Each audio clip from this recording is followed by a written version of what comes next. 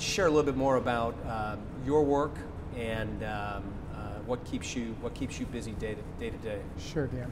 I'm the CEO of the Renaissance Venture Capital Fund, which is a relatively new fund. It was formed only about 15 months ago, that was designed to increase the amount of venture capital that's being invested in the state of Michigan.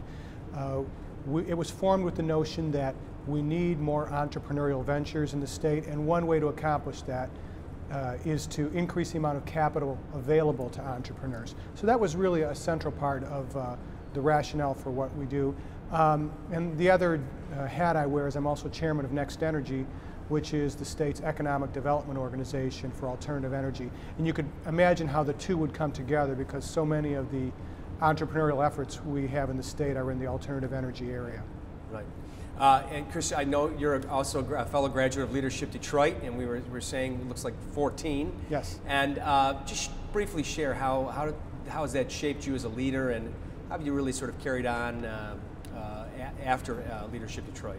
Sure. It was a really valuable experience for me, in part because in the early part of my career, and I was still relatively young when I was in Leadership Detroit, it was sort of the point in your career where you're at your desk just working. Yeah. And what Leadership Detroit helped me to find was context of what I was doing in the whole scheme of what was going on in southeastern Michigan. I learned more about, not being a Detroit native, I learned more about Detroit than I dreamed, but I learned about what I was doing and how it fit into what was going on overall in the region, and I still use those lessons a lot today in what I do. Yeah, fantastic.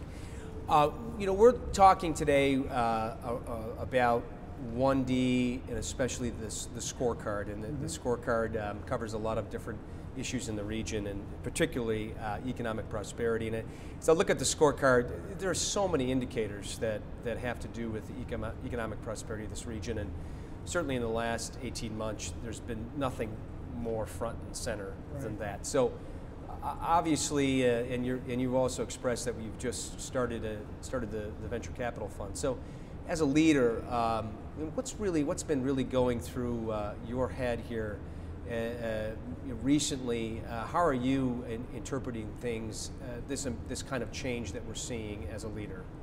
Yeah, the events of the last 24 months have simply been in an accelerated pace, and that we were going to anyway.